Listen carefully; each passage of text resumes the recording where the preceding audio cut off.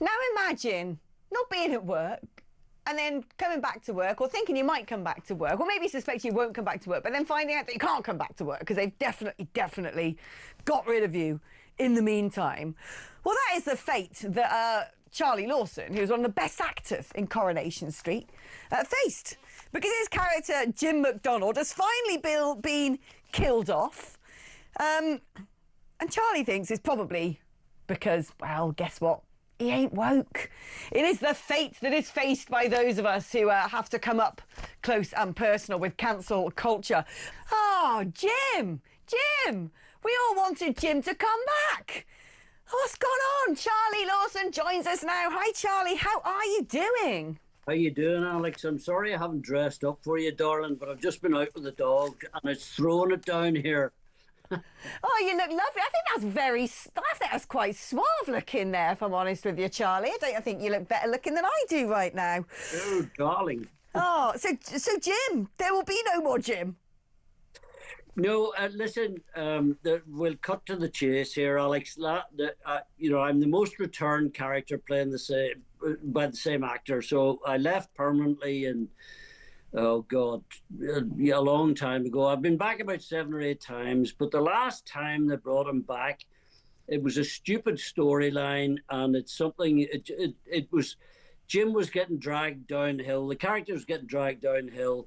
And I didn't enjoy it. I played it as best I could. I'd agreed to play Rebus for Rankin in the theatre, so they had to condense the story down. But it's still, Jim would never go back and try to rip off his beloved wife, Elizabeth. So it was just a bit daft. Plus the fact they gave him myotonic dystrophy, so he was limping about. So gone were the days of the 90s when he was fighting every night and shouting and roaring and being a proper fella. So I think the point you're coming to is when they phoned me in September last year and said they spoke to my agent, which was actually quite polite of them because they'd gotten a serious SHI1T the year before because they sacked Bruce Jones and he found out in the Sunday People. So they actually phoned me because I think they knew what the reaction would be if they did the same to me. And they told me, and I said, right, fair enough, let's call it a day because you don't want to drag him down the way he's going. And if I'd gone back now, he'd be dribbling about and bloody limping about and just be a pathetic twat. Oh, how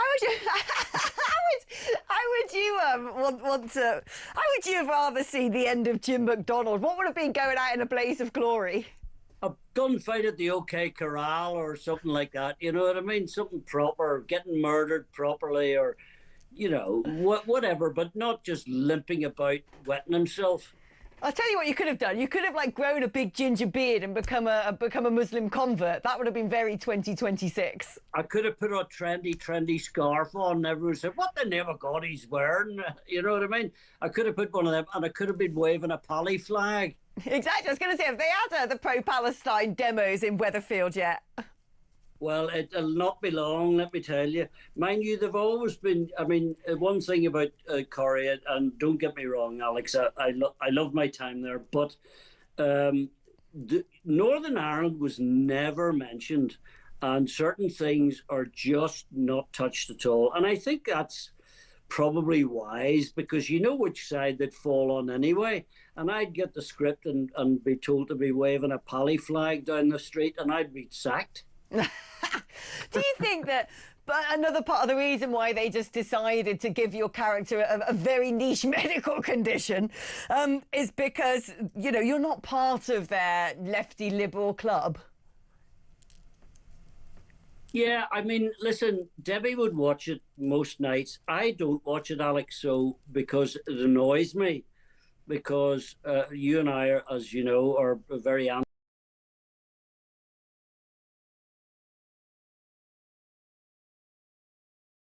Not mine, sorry, he's not allowed to say it.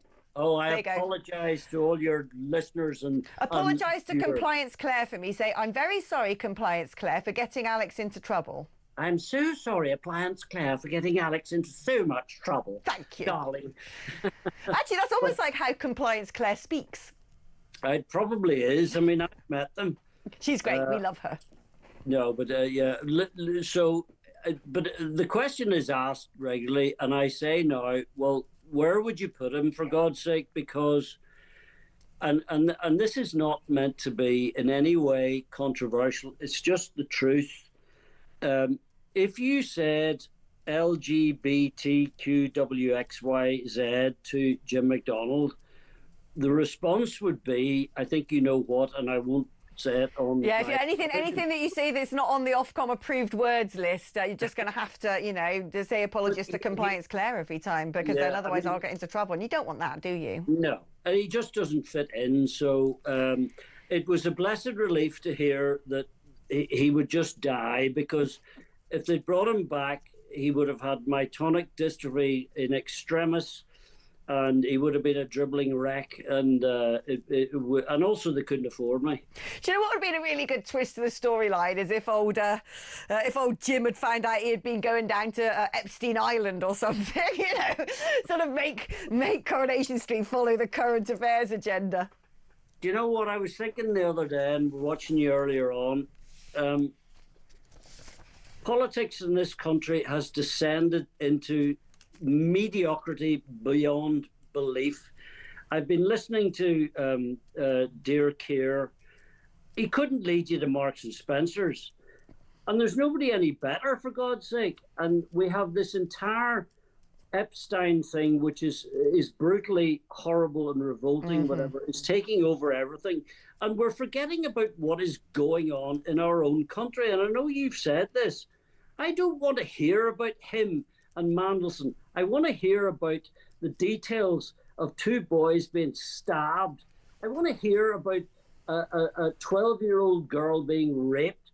I want to hear about stuff that's important to us, not some silly pillock who's dead now. And it's starting to, annoy me. I forget him. Peter Mandelson is a wet blanket, all right? Just get him out of here, for Christ's sake, and let's get on with politics. No, I agree with you. Do you think it's weird, actually, that this horrible terror attack, always not been labelled a terror attack, has happened at a school in London, and just no one's talking about it, really? It's like, oh, let's talk about whether or not Starmer's going to survive, how left-wing he's going to become, if Angela Rayner's going to make a leadership bid. I'm like, this is really serious. This is absolutely terrifying.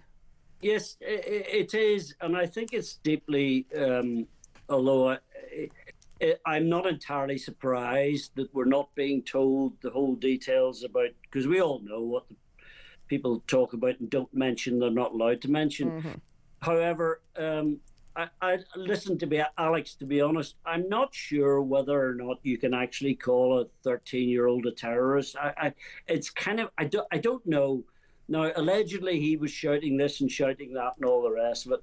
But, he was 13 or whatever. But irrespective of that, I want to know more about the detail. I'm not interested in switching onto what some strange person in America. I think we should be talking about Epstein's victims, not, the girls, for Christ's sake. And I think the Attorney General, what's her name, Bondi or whatever, I think she made Pam Bondi. Yeah, I think she made a great mistake tonight by not turning around and showing a bit of respect to those victims. But that's just, I digress slightly. But there are more, I think the most important thing is there are more important things to discuss than just that Keir Starmer's crap, because we just know he is. Yeah, actually, that's not news anymore. That's sort of established fact at this point. Oh, Charlie, I remember we did an interview during the breakfast show at weekends, and we had such a good time, and it's been great to catch up with you again, my love. And you, darling. Thanks, You know Charlie. where I am. Thanks, my love. Blimey, did he say another Ofcom prohibited word? And then I remembered we're not actually going out on the radio, so does that mean we can get away with it? Yeah. Yeah, there you go. It's all good, isn't it? Right, that was the brilliant Charlie Lawson. Isn't he fun? I'd love to go down the pub with Charlie, I'll tell you that much. You know